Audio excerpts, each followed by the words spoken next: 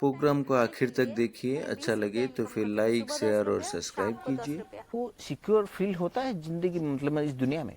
नहीं, जिंदगी को हम जैसे देखेंगे वो ऐसा ही हमारे लिए होगा। जय जगन्नाथ। मैं सौम्य प्रकाश रथ आपको स्वागत करता हूँ चैनल प्रयास में। आज हमारे साथ हैं और जो साथ हैं वो कुछ खास भी हैं। सुनते हैं उनके मुंह से अपना परिचय। दीदी, नेक्स्ट टू यू। नमस्कार सभी दर्शक बंधुओं को मेरी तरफ से प्यार नमस्कार। मेरा नाम मीरावती महाराणा। मैं NTPC Talcher thermal power project यानी कि टीटीपीपी में उड़ीसा थर्मल तालचेर थर्मल में जॉब करती हूँ। मेरा डेजिग्नेशन है, मैं पर्सनल सेक्रेटरी हूँ एचआर डिपार्टमेंट में और मैं तालचेर थर्मल में रहती हूँ। यही मेरा छोटा सा परिचय है। और कुछ स्पेशल? मैं एक विजुअल इम्पेयर्ड हूँ। मैं देख नहीं सकती हूँ पर कंप्यूटर में काम कर सकती हूँ। टेक्निकली साउंड हूँ। जो हमारे लिए ज़रूरत है हम दूसरों के लिए कर सकते हैं, वही हम लोग करते हैं कंप्यूटर के थ्रू। तो वही मेरे लिए स्पेशल है। मीरा जी, तो फिर आप थोड़ा सा बताइए आपकी फैमिली के बारे में, आपकी पढ़ाई के बारे में। जो पैदा हुई 2-3 दिन के बाद मेरे दादा ने, पहले तो मेरी मम्मी जो छोटी थी 15-16 साल की थी तब मैं पैदा हुई थी। तो मेरे दादा जब मैं 3 दिन की थी तो मेरे दादा बोले कि अरे इसका तो आँख नहीं है, जन्म ये रह के क्या करेगी हमारा। मैं घर में सबसे बड़ी थी तो मेरे दादा बोले कि ये बड़ी पहली संतान है, पहली लड़की है। एक तो लड़की है, दूसरी तरफ से वो दिखाई नहीं देता है, उसको अंधी है तो क्या करेगी वो उसको हम लेके फेंक देंगे। तो उसको ऐसे सोच के उसके अपने मन में मुझे लेके फेंकने के लिए गए और कुआं में डालने के लिए गए।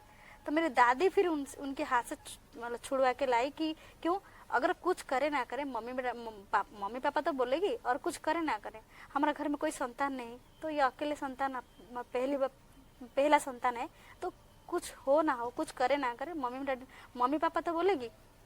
ऐसा करके मेरी दादी ने मुझे लेके आई और उसके बाद फिर मतलब मैं बढ़ने लगी धीरे धीरे। फिर जब मुझे 5 साल हुआ तब मैं भुवनेश्वर में एक दृष्टिहीन विद्यालय है, BB Bhimabai school for the blind, उसी स्कूल में मेरा एडमिशन कराने के लिए लिए। लेकिन 5 साल के उम्र होने के कारण उसी स्कूल वाले ने मुझे वापस भेज दिया। बोले और 2 साल के बाद लेके आओ, क्योंकि इतनी छोटी बच्ची हम नहीं रखेंगे, क्योंकि उसी स्कूल में खुद का काम खुद को करना पड़ता है इसलिए।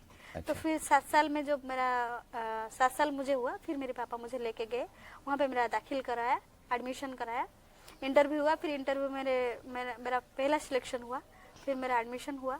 फिर पढ़ाई में तो पहले से पढ़ाई में आप तेज थी तो फिर? हाँ, पढ़ाई में ठीक ठाक थी। हाँ। अच्छा, आपको दिक्कत हुआ कुछ कॉलेज में? जैसे आप कॉलेज तक गई हैं मतलब? हाँ, पढ़ाई 10th तक किया। मैंने Bhubaneswar Bhimabai school for the blind में मैंने 10th तक पढ़ाई किया। उसके बाद फिर सड़ावाड़ा वुमेन्स कॉलेज एक है कटक में, उसी कॉलेज, हाँ एसबी वुमेन्स कॉलेज, उसी कॉलेज में जब गई एडमिशन, तो कॉलेज एडमिशन तो मेरा बढ़िया से हो गया।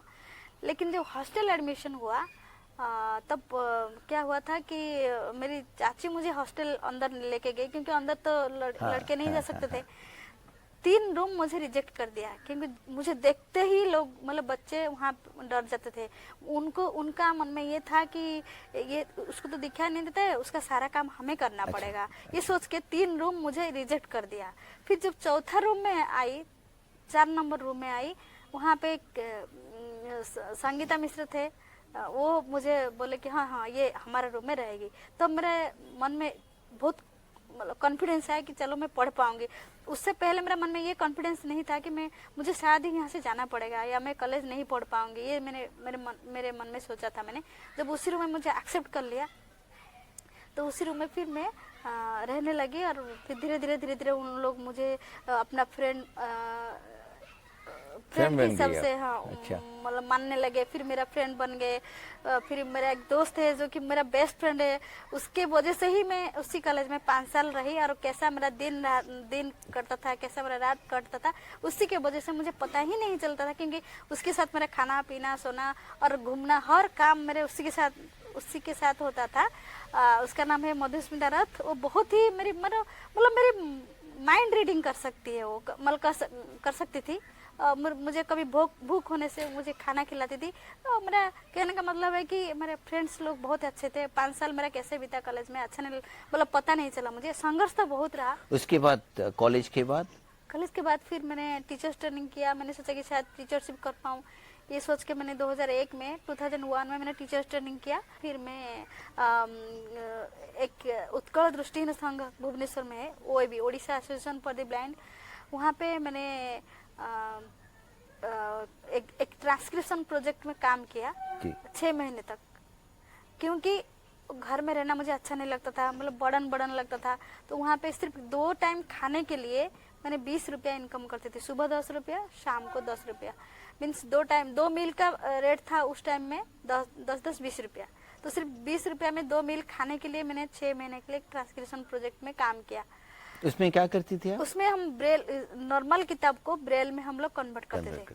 तो वही किताब, मतलब 20 पेपर लिखती थी दिन में, 20 रुपया होता था। एक पेपर का 1 रुपया होता था, तो 20 रुपया होता था। उसी 6 महीना उसी ट्रांसक्रिप्शन प्रोजेक्ट में रही। उसके बाद फिर एक अमीन कुमार महापात्र, एक वहाँ का जो शॉर्ट हैंड टीचर, वो बोले कि तू ट्रेनिंग में आ जा, कम से कम खाना पीना तो फ्री में मिलेगा। जी। तो फिर मैं ट्रेनिंग में आ गई वहाँ पे। फिर वहाँ 6 महीना रही। फिर उन्होंने मुझे बोला, तेरे पास इतना अच्छा टैलेंट है, तू उड़ीसा में तेरे लिए कोई फायदा नहीं होगा, तो हम तेरे लिए देहरादून में कंप्यूटर के लिए अच्छा, कंप्यूटर प्रोग्राम के लिए भेजेंगे। हाँ, भेजने के लिए हम वहाँ लेटर लिखेंगे। तो उन्होंने लेटर लिखा और मेरे पास इंटीमेशन भी आ गया। हम लोग कुछ 7-8 लोग गए कंप्यूटर करने के लिए देहरादून। फिर हम लोग वहाँ पे PGDCA कोर्स 1 साल देहरादून में किया। फिर मेरे मम्मी को तब मतलब कैंसर हो गया था, उनका लास्ट स्टेज था। जब देहरादून से मैंने वापस घर आई तो मुझे पता चला कि मेरी मम्मी अब ज़्यादा दिन नहीं रहेगी। फिर मेरा कहीं जाने का मन नहीं किया। फिर मेरी दोस्त एक थी, वो दिल्ली में, मतलब देहरादून में थी मेरी कंप्यूटर दोस्त, वो दिल्ली में आई थी। तो मुझे उसने लेटर भेजा कि दिल्ली आ जा, वहाँ पे तुझे मतलब जॉब के लिए वो ट्राई करते हैं, वहाँ पे स्टेनोग्राफी सिखाते हैं। तो मैंने कहा कि क्या करूँ, जाऊँ ना जाऊँ। फिर मेरी मम्मी से पूछा मैंने कि मम्मी मैं जाऊँ? मम्मी बोली कि तुझे जाना पड़ेगा, क्योंकि मैं आज नहीं तो 15 दिन के बाद मुझे दुनिया छोड़ के जाना ही है। मैं जाऊंगी, मेरे जाने के बाद तुझे कोई नहीं पूछेगा। अगर तू 2 पैसा इनकम नहीं करेगी, अपने पैरों में खड़ी नहीं होगी, तो फिर कोई नहीं पूछेगा। तो तुझे जाना पड़ेगा, तू चले जा, मेरे को तू मत देख। तो ये बोलने से फिर मेरे अंदर एक हिम्मत आया, कॉन्फिडेंस आया। मैंने कहा हाँ सही, मेरी मम्मी ने सही कहा। फिर मैंने फिर अपने एक दोस्त के साथ फिर दिल्ली चली गई। वहाँ पे फिर स्टेनोग्राफी, वहाँ जाने के बाद 15 दिन बस रही, मेरी मम्मी की डेथ हो गई। फिर उड़ीसा में उसके बाद फिर हमने उड़ीसा में ट्रेनिंग की, मतलब उड़ीसा में इंटरव्यू के लिए हमारा इंस्ट्रक्टर अपॉइंटमेंट लेटर यहाँ उड़ीसा के लिए दिया गया था। फिर उड़ीसा में मेरा अच्छा दीदी, एक बात बोलिए, हर रोज आप कौन सा चैलेंज फेस करते हैं और उसे कैसे टैकल करते हैं?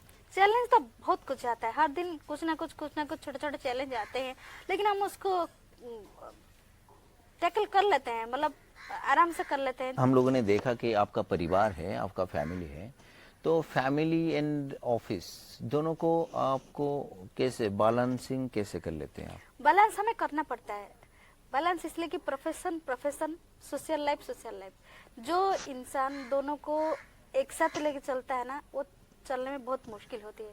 जैसे प्रोफेशनल लाइफ अलग और सोशल लाइफ अलग, दोनों को अगर हम अलग करके चलेंगे तभी हम बैलेंस मेंटेन कर पाएंगे। अच्छा दीदी, और एक है, आज के टाइम में, आज के ज़माने में जो चल रहा है कि वुमेन सेफ्टी एक बड़ा इशू हो रहा है। हाँ, जैसे अभी देखा आपने वेस्ट बंगाल की बात, या दुनिया भर में, मतलब भारत में किसी कोने में कभी न कभी, मतलब विद इन 1 to 2 वीक एक न्यूज आ जाता है कुछ हुआ है इंसिडेंट।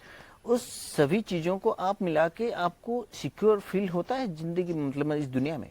नहीं, फ्रीडम तो हमें मिला है, हम 78 इयर्स हो गया है, हमें फ्रीडम मिला है, लेकिन हम लेडीज के लिए कोई फ्रीडम नहीं है, इससे ऐसा हम कह सकते हैं। एक बात जानना चाहता हूँ, एक विजुअली चैलेंज हिसाब से आपको कौन सा सिक्योरनेस, मतलब सेफ्टीनेस को पालन करना पड़ता है? मतलब विजुअली चैलेंज होने के नाते पहले तो हमें कहीं भी जाने से अपना पास छोटा छोटा जो जैसे मान लो सेफ्टी पिन हुआ या चाकू हुआ, छुरी हुआ, हम लोग को अपने पास अपने सेफ्टी के लिए रखना चाहिए। कुछ करो ना करो, अगर हमें कोई अटैक कर रहा है तो कुछ ना तो सेफ्टी पिन के माध्यम से तो उसका अटेंशन को हम डाइवर्ट कर सकते हैं ना। तो ये बात है। दूसरी बात है कि हम हर बार स्कर्ट का जरूरत करते हैं। मैं पर्सनली, मेरा पॉइंट ऑफ व्यू ये है कि मैं कहीं भी जाती हूँ स्कर्ट लेके जाती हूँ। Definitely your life is challenging. हाँ हाँ, बिल्कुल। ठीक है ना। तो देखिए, मान लीजिए आज के टाइम में जो युवा, मतलब नए युवा हैं, वो थोड़ा सहन उनका, मतलब उनका जो कम पड़ता है। कमी है। हाँ, कमी है। तो थोड़े छोटी छोटी घर में हुआ या कोई किसी ने कुछ बोल दिया तो फिर they must be try to do something like suicide tendency type of thing, suicide कर लेते हैं, कुछ कर लेते हैं। हाँ बिल्कुल। आप उनको क्या पैगाम देना चाहते हैं कि वो, मतलब आपके लिए मान लीजिए जो इतना कठिन है, हाँ, वो आप उनको क्या पैगाम देना चाहते हैं ताकि वो भी ठीक है, वो सोचें कि बॉस वो कर सकते हैं, मतलब हम भी कर सकते हैं। देखिए पहले तो आजकल के युवा पीढ़ी के अंदर सहनशीलता का कमी है। उनके अंदर जो सेल्फ कॉन्फिडेंस, आत्मविश्वास की कमी है, इसीलिए वो कुछ भी करने से दो पल सोचते नहीं है। कुछ भी क्या करें क्या ना करें कुछ सोचते नहीं है। तो पहले तो उनके अंदर सेल्फ कॉन्फिडेंस डेवलप होना चाहिए कि मैं हर काम कर सकता हूँ या हर काम कर सकती हूँ। क्योंकि जब आत्मविश्वास हमारे मन में नहीं रहेगा तो हम आगे बढ़ने में हमें बहुत दिक्कत होगा। तो पहला हमारा सेल्फ कॉन्फिडेंस बढ़ना चाहिए, लूज नहीं होना चाहिए। कहने का मतलब है कि सेल्फ कॉन्फिडेंस हमारे अंदर रहना चाहिए। आपके लिए जीवन सुंदर है? हाँ बिल्कुल सुंदर है। तो आप क्या समझा सकते हैं युवा पीढ़ी को या हमारे दर्शकों को कि जिंदगी कैसा सुंदर है, मतलब हाउ यू विजुअलाइज इट? जिंदगी को हम जैसे देखेंगे वो ऐसा ही हमारे लिए होगा। कहते हैं दृष्टि बदलने से सृष्टि बदलता है। हमारा एक तो होता है EQ और एक होता है IQ, सभी लोग जानते हैं। तो हमारा IQ और EQ, हम दोनों को अगर कंट्रोल में रख के बैलेंस करके आगे बढ़ेंगे तो हमें जिंदगी में चाहे कितना भी दिक्कतें आए, कितना भी संघर्ष हमें करना पड़े, हमें सब कुछ आसान लगेगा। आपके लिए टेक्नोलॉजी क्या है? टेक्नोलॉजी हमारे लिए ब्लेसिंग्स है, हमारे लिए आशीर्वाद है। एक क्यूरियोसिटी है, जैसे मान लीजिए मुझे किसी ने 500 रुपये या 200 रुपये वैसे ही अंधेरे में दे दिया तो फिर मैं उसे जान नहीं पाऊंगा, पर आप जान सकते हैं। हमारे वो लिए सेंस है, भगवान ने आपको कुछ दिया है, मतलब एक्स्ट्रा सेंस, जो सिक्स सेंस होता है या तो कुछ गॉड गिवन होता है, वो आपके पास है। तो फिर गॉड दिए हैं कि नहीं वो तो हमें नहीं पता, लेकिन हमें यूज करना पड़ता है। हम extra sense how you recognise it, वो एक क्वेश्चन है। पैसा पहचानने के लिए आजकल तो हमारा, पहले तो हम नाप के पहचानते थे, मीन्स 100 रुपया हमारा वजन से नहीं आदत पड़ गया था। उंगली से नाप के हम लोग पहले पहचानते थे। 100 रुपया मतलब कहाँ तक जाएगा, 200 रुपया कहाँ तक जाएगा, 500 रुपया कहाँ तक जाएगा, उंगली से हम पहचानते थे नाप के। लेकिन अब क्या हुआ, जब डिमोनेटाइजेशन के बाद पैसा का नक्शा पूरा बदल गया। अब कोई भी पैसा, कोई भी रुपया सेम लगने लगा। तो फिर हमारा टेक्नोलॉजी ने फिर उसी हिसाब से फिर निकाला, एक नोट पहचानने का एक मशीन निकाला। उसी मशीन के हिसाब से हम लोग उसी नोट को उसके ऊपर रखने से वो बोल के बता देता है कि 100 रुपया, 500 रुपया, 200 रुपया, 1000 रुपया बोल के बता देता है। मतलब अभी भी तकलीफ है। गवर्नमेंट को क्या करना चाहिए इसके बारे में? गवर्नमेंट तो हमारे लिए कर रहा है, बहुत कुछ कर रहा है, तभी तो आज हम यहाँ बैठ के बात कर पा रहे हैं, यहाँ इंटरव्यू दे पा रहे हैं, नहीं तो नहीं दे पाते।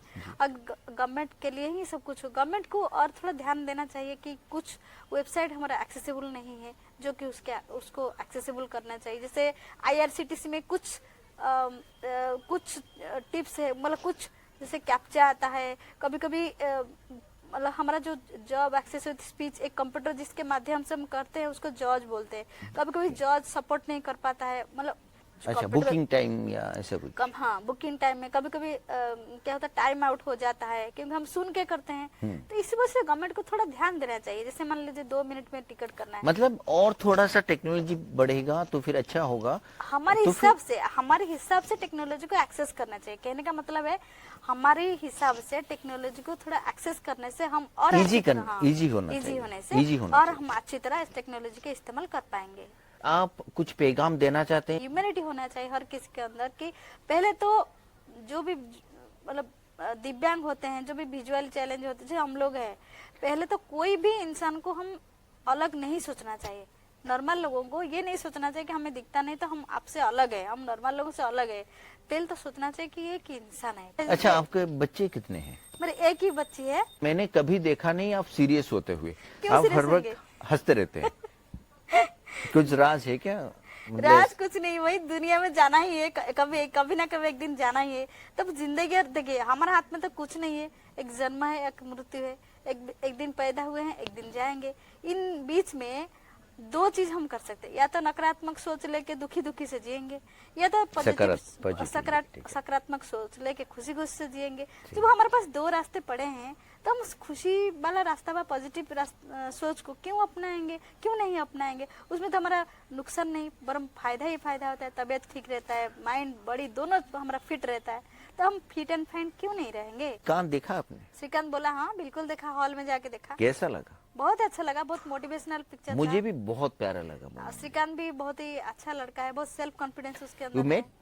कभी मिले हैं उनसे? मिले तो कभी नहीं, लेकिन इच्छा है कभी एक बार मिलेंगे जरूर उससे। इच्छा है मतलब जरूर मिलेंगे हम, क्योंकि लॉ ऑफ अट्रैक्शन जरूर काम करता है। हम जो सोचते हैं ऐसा ही हमें मिलता ही, मतलब मिलेगा और मिलता भी है। क्योंकि हम जैसा है, जो भी एक्चुअली हम आज यहाँ अगर पहुंचे, हम जो सोचे हम ऐसे ही बने। हम जैसा सोचेंगे ऐसा बनेंगे, जैसा मतलब मन करेगा ऐसा होगा। सही है। लास्ट टाइम कहाँ घूमने गए थे आप? कश्मीर गए थे। कश्मीर गए थे? हाँ। कैसा लगा? बहुत बढ़िया लगा, धरती का स्वर्ग है, बहुत ही अच्छा लगा। जैसे ऐसा फील हुआ कि दुनिया में मतलब यही जहान है। हाँ, यही हमारा यही तो खासियत है हिंदुस्तान यही तो का। खासियत है, सही यही बात तो है। खासियत है दुख ही हिंदुस्तान नहीं है का। जिंदगी में कुछ भी। हाँ। बर्फ के ऊपर मैंने खूब लेटा, बहुत मजा आया। बर्फ के ऊपर मुझे बहुत मजा। गुलमर्ग हम लोग गए थे। हाँ। मुझे सबसे अच्छा लगा गुलमर्ग। अच्छा। सेकंड दिन हम लोग गए, और थर्ड कश्ती दिन में गए वहाँ पे? हाँ हाँ, अच्छा, भ्रमण भी कर लिया तो? भ्रमण कर लिया, बहुत जगह किया। 5 दिन का टूर था, बहुत बढ़िया लगा, बहुत सुंदर लगा। दोस्त वगैरह गए थे या फैमिली के साथ? फैमिली के साथ गए। अच्छा, दोस्त के साथ कहीं जाना? दोस्त लोगों के साथ? तब डिफरेंट कन्वेंशन होता है, साल में एक बार, 2 साल में एक बार जाती हूँ। तो अभी तो इस बार कश्मीर तो हमने बहन के साथ गई थी। अच्छा। बच्चे बहन सब लोग गए थे हम लोग। अच्छा, तो घूम घाम के मजा आया। कश्मीर विजिट बहुत मजा आया, बहुत प्यारा यादगार लगा। था। अच्छा, कुछ पैगाम हमारे दर्शकों के लिए, लास्ट पैगाम? Except the people and except the situation as it is.